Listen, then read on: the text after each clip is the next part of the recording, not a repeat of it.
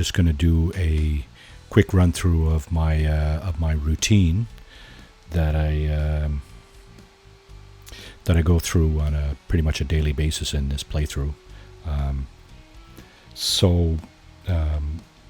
Also for a little background, you should know that I've just performed a second culling of the herd. So two sets of residents, two sets of settlers are now have now been culled. Sadly, I mean that's just the nature of the playthrough here. Really, I have I don't know if you can tell, but I have a bit of a moral conundrum about that. But I mean,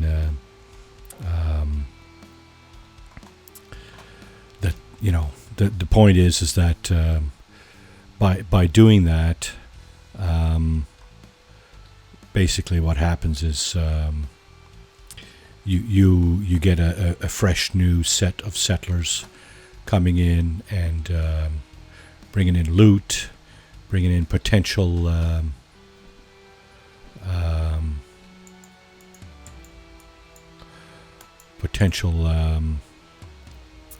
new crops, new weapons, so on and so forth. So basically, what that means in terms of viability for the settlement is I'm not sure it's crucial, but it certainly helps. So this mannequin will hopefully serve as cannon fodder. Yeah, she'll probably hopefully be a deterrent.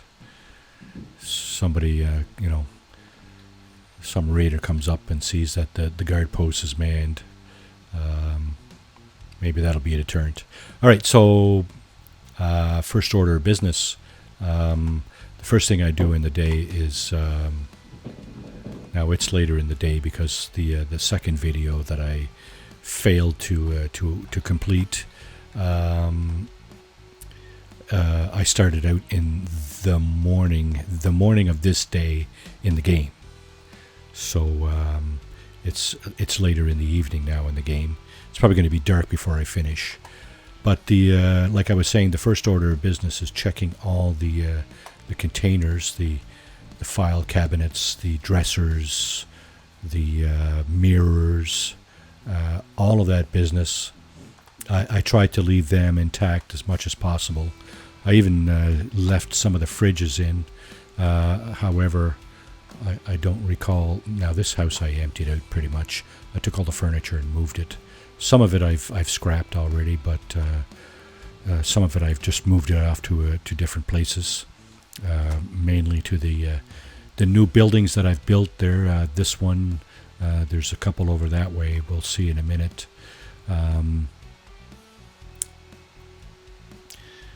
Yeah, so checking the containers is the first thing. Now, this room here, this was originally an office. I don't remember if there was a bed in here or not originally, but this computer stays here along with the desk it's on. If you move the desk, the computer disappears, as far as I'm aware. So I'm just going to leave it there. I kind of like the look of that. So I'm just going to leave it there. Check all the filing cabinets there. And in this house, there's just the first aid kit there. And just checking to see if any loot has spawned in there. Everything else, again, the blue house on the end down there, the yellow one and this blue one, all the movable stuff was moved to this building and the other two down there. So this locker was put to block up this hole here. I have created somewhat of a barrier starting here and going all the way around to the blue house on the other side of this, right over there basically. There's a physical barrier all the way around there. So unless belligerents spawn inside the settlement, then we shouldn't be getting attacked through any of those. There are no more gaps to get attacked from, basically. So here we have the first house that is actually furnished, going up this way, and the rest are all have some level of furnishings. Again, this is the Vault Dweller's original house. It still has pretty much, it's more or less intact in terms of its furnishings. I left the mirror there, left the washer and dryer there, the dresser. I even left Sean's bed there. That's more of a sentimental kind of thing than anything else. So here's some of the furniture that came out of those houses on the end. Dressers and so on and so forth, bathtub and whatnot. Again, this house, the furnishings are pretty much intact. I tried not to remove any of the containers because I'm pretty sure loot does respawn in some of them occasionally. Not frequently enough to my liking, but let's just say I'm optimistic that that loot will respawn in those. So again, this house has its original furnishings. I scrapped the old beat up beds that were in here. They were useless anyway, and I just added a couple of nice beds, if you will. So these are the other two buildings that I've put up. This one is not complete, obviously. This one I may tweak at some point. I don't know yet. That's probably going to be the first, the housing for the first stores that I attempt to build. So this particular building is outfitted with a complete bathroom, and the reason for these containers here is that that's a half wall on top there, and that's because the hedge prevented me from putting in a full wall. So I just slid in a couple of things here to block up that hole, and when we go on walkabout shortly, you'll see what I mean. You can see the back of that from outside the settlement there. So this obviously, I'm hoping this will be my restaurant kind of thing, and perhaps it will house two stands. One is a restaurant, and the other one will be the first stand, which is hoping to be the clothing stand. It's the least expensive stand to purchase. Yeah, so we'll just show that in just a few moments, as soon as I finish checking these containers. So yeah, what I meant by looks like I got a new settler. Yeah, I do too. So we'll go over and separate them from their loot. They've obviously taken upon themselves to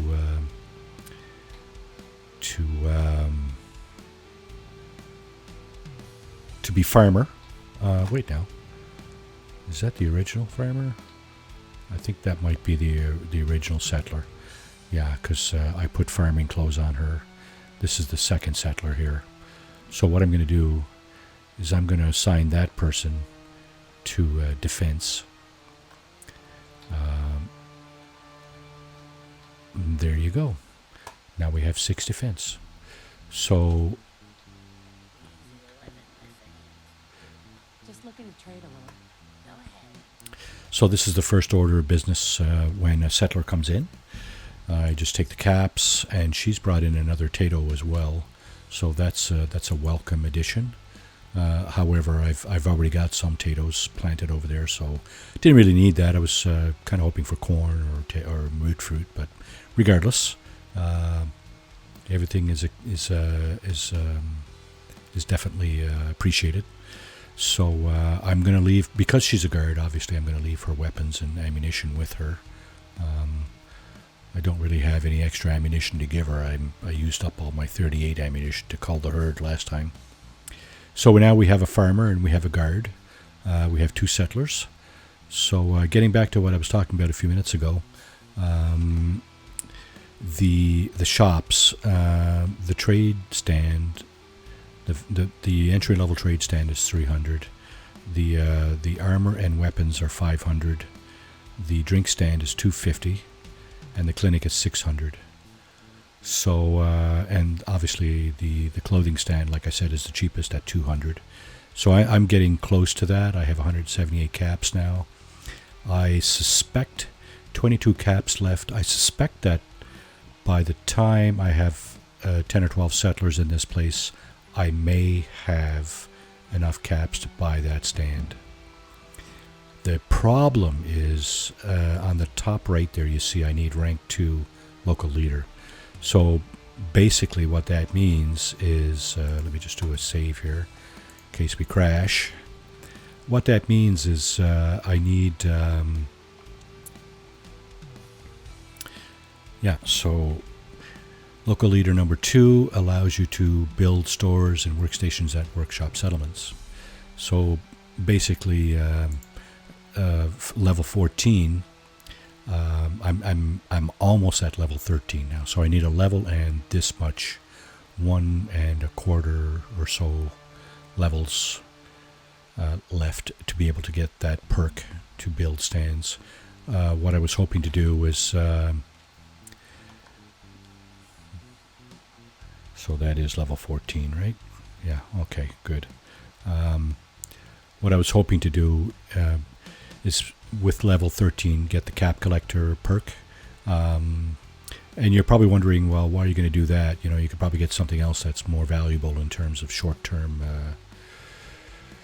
short-term gain, but something like intelligence or fortune finder or something like that. Now, I have level 1 fortune finder, but the idea behind the cap collector is that when I do get to level 14, I will already have like some bargaining power because of the cap collector, so I'll be able to better leverage some of the resources that I have in terms of bartering with the stand, the people that are manning the stands. All right, so the last order of business, the third order of business on my daily routine is to check the workshop for purified water, and obviously I have 66 additional purified water here. And what I do is I just, I don't take it out. I put it into this container here, and as you can see, I have, I'm getting close to 2,000 purified water, and the value to me is 20, but I think the value to when I barter is much less than that. It might be 10. So even if it is 10, that's getting close on like 20,000 caps worth of bartering material there. So that is awesome. I'm sure I'll be able to empty out the first round of materials from my stand if and when I can manage to build that. So that's item number 3, and the final item before I set Maria down for a nap is the walkabout. So basically the walkabout, whoa, I forgot I put that there, mine. I don't know if it would go off if I stepped on it, but I'd rather not find out, right? That's just bad news. Gotta try to remember that's there, because sometimes I'm just walking about blindly or semi-blindly and not paying attention, and it's just a bad scene, So here are the results of my recent cull. What I done was I disarmed all the settlers. Basically, I disarmed everybody except the guards and took all their ammunition in advance. And then just before the call, I rang the bell and had everybody come to a central location, and then I disarmed the guards and took all their ammunition, and then proceeded with the massacre. I started shooting, and then I drew the pretty much all the settlers out of the town over into this area, where I wouldn't have to, constantly be watching, looking at dead bodies all over the place. It's sad, I know, but it is what it is, and you got to kind of get over it, and remind yourself that it's just a game, and I'm just trying to, as best I can, navigate the challenge without without too much moral, contemplation, if you will. These dogs, they came from the south bank over there. Basically, if there's dogs on the bank anywhere and you can spot them with your VATS like this, then you can take a shot at them and they will come at you. They will come at you. They're relentless. They will come at you and come at you until either they kill you or you kill them. And so, as you can see, they came right into right off the bank and right over here. I managed to put them down before. So here's more evidence of my culling. I managed to put them down before they finished me off. So there were a couple of raiders, like a number of weeks ago in game time. There were some raiders up here on the hill by that hydro tower, and I started taking pot shots at them. They wouldn't come in though, so I packed that idea up and I wandered over there again a little while ago, and they came back down and started shooting at me. So I just, I had to go away, right? I had to walk away because I know they shoot back for starters, but they also won't come down into the settlement or even onto the island. So sadly, I can't use that potential resource. But it is what it is. So that's it. Here's my guard. I guess she's... No, what? Yeah, I'm sure it is. So I got a couple of these dog houses too, and one down here and one up here by this guard post. I'm thinking it might be a deterrent. I have no idea. I guess we'll see as time goes by. And maybe we won't. We'll probably never get a dog in there. But in any case, those are there in the hopes that they may provide some kind of deterrence. So yeah, that's the summary number 3. I hope this one works out. I'm getting kind of tired of recording videos with no audio, no video, no this, no that. So you just saw the routine there, the harvesting and replanting of crops, the checking all the containers, the checking for water in the workshop, the walkabout, and of course when we get to a maximum number of settlers, I've already performed a couple of culls. I don't really like the idea of that, but hopefully it will get me to where I need to be eventually. So thanks again for watching, and we really appreciate your time, and we'll see you in the next summary. Cheers, and thanks again for watching.